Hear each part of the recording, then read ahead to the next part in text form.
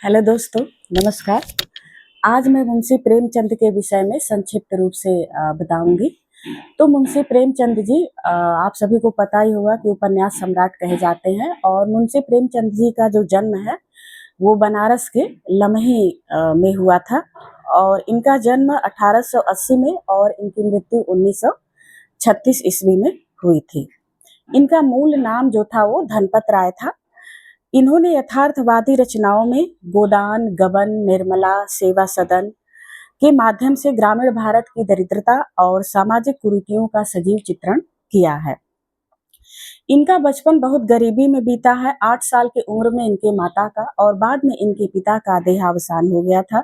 सौतेली माँ का व्यवहार और आर्थिक तंगी के कारण इनका जीवन बहुत ही संघर्षमय रहा है। लेकिन प्रेमचंद जी पढ़ने के बहुत शौकीन थे। 13 वर्ष की उम्र में ही इन्होंने लिखना शुरू किया। प्रारंभ में ये उर्दू लिखे, बाद में ये हिंदी में आ गए। इनके प्रसिद्ध उपन्यास है गोदान, गबन, सेवा सदन, प्रेमाश्रम, रंगभूमि, कर्मभूमि, निर्मला, कायाकल्प। और इनका कहानी संग्रह जो है वो मानसरोवर है, जो 8 भागों में है। दोस्तों, आप लोग पढ़िए, इनका कहानी बहुत ही खूबसूरत है। मैं तो सभी 8 भाग इनका पढ़ चुकी हूँ। इनके उपन्यास भी बहुत सुंदर है, आप लोग जरूर पढ़िए। इनकी मुख्य कहानियां जो है वो ईदगाह, नमक का दरोगा, कफन, पूछ की रात, पंच परमेश्वर है। हंस और माधुरी पत्रिका का इन्होंने संपादन किया है। प्रेमचंद के विषय में पंडित हजारी प्रसाद द्विवेदी जी लिखते हैं कि अगर आप उत्तर भारत की समस्त जनता के आचार विचार, भाषा भाव, रहन सहन, आशा आकांक्षा, सुख दुख, सूझबूझ जानना चाहते हैं तो प्रेमचंद से उत्तम परिचायक कोई दूसरा हो ही नहीं सकता है। प्रेमचंद की मुख्य विशेषताएं। प्रेमचंद जी को दोस्तों कलम का सिपाही कहा जाता है। और अमृत लाल ने इनकी कलम के सिपाही नाम से अच्छी किताब भी लिखी है।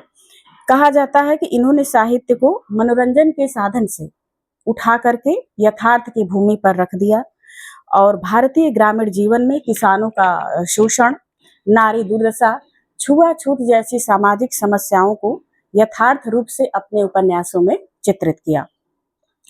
प्रेमचंद जी मुख्यतः मध्यम वर्ग और निम्न वर्ग के कथाकार थे, किंतु इनके उपन्यासों में सभी वर्ग के लोग सिमट जाते हैं। इनके यहाँ प्रकृति, पशु पक्षी सभी कुछ विद्यमान रहते हैं। प्रेमचंद जी पर गांधी जी का प्रभाव स्पष्ट दिखाई देता है। हृदय परिवर्तन, समाज सुधार का प्रभाव और आश्रम स्थापना आदि होती है। उपन्यासों का अंत भी पात्र चरित्र चित्रण आदि पर गांधी जी के सिद्धांतों का प्रभाव दिखाई पड़ता है। गांधी जी की विचारधारा थी कि पाप से घृणा करो, पापी से नहीं। और अहिंसा भारतीय आदर्शवाद की धारा विशेषतः मध्यकालीन संतों के विश्वास के अनुकूल ही इनके उपन्यासों में दिखाई पड़ता है। समस्याओं का चित्रण प्रेमचंद जी यथार्थ ही करते हैं, परंतु समाधान में इनके आदर्शवाद दिखता है। किंतु अंततः इनके उपन्यासों में आते आते आदर्शवाद से इनका मोह भंग हो जाता है। प्रेमचंद का अंतिम और प्रतिनिधि उपन्यास जो गोदान है, उसमें इन्होंने आदर्शवाद का मोह भंग हुआ है और गोदान का जो दुखांत होता है वो काफी दुख से भरा हुआ होता है। दुखांत अंत होता है गोदान का।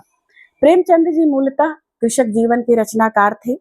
एक किसान को अपनी भूमि से कितनी आत्मीयता होती है, कितना लगाव होता है, इसका चित्रण वो रंगभूमि और प्रेमाश्रम उपन्यास में करते हैं। गोदान उपन्यास में इन्होंने दिखाया है कि छोटा किसान किस तरह से भूमिहीन होते हुए एक दिन मजदूर बन जाता है। इसका सटीक चित्रण इन्होंने गोदान में किया है। गोदान उपन्यास में उन्होंने ये भी दिखाया कि उस समय के जो जमींदार थे ब्रिटिश राज के समय, उनकी आर्थिक स्थिति भी बिल्कुल खोखली थी। केवल दिखावे पर वो जीवन जी रहे थे। एक खास बात प्रेमचंद के उपन्यासों में और दिखाई पड़ती है कि उनके जो पात्र हैं वो स्वभाव और परिस्थितियों के टकराहट से ही उनका चरित्र विकास होता है। प्रेमचंद जी समझते थे कि नारी शोषण जो है वो सवर्ण समाज में यानी उच्च वर्ग में बहुत ज्यादा होता है, क्योंकि महिला आर्थिक रूप से पूरी तरह से पुरुष पर आश्रित होती है, इसलिए उसका शोषण परिवार में अधिक होता है। और सेवा सदन में जो सुमन है, भारतीय कथा साहित्य की पहली नारी पात्र है जो इसके विरुद्ध विद्रोह करती है। प्रेमचंद की भाषा न किताबी हिंदी है, न किताबी उर्दू है, वह सहज हिंदी है।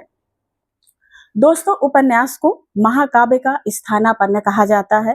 हिंदी में उपन्यास लेखन तो भारतेंदु युग से प्रारंभ हो ही गया था, लेकिन प्रेमचंद के उपन्यासों में इस विधा में अभूतपूर्व व्यापकता और गंभीरता प्राप्त की।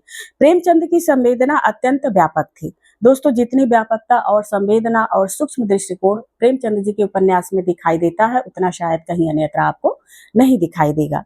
उपन्यास विधा के चरम उत्कर्ष के लिए जिस सहज भाषा शैली की आवश्यकता थी, वह प्रेमचंद जी के पास विद्यमान थी। तो दोस्तों, आप लोग प्रेमचंद को अवश्य पढ़ें और लाइक सब्सक्राइब जरूर करें। धन्यवाद दोस्तों।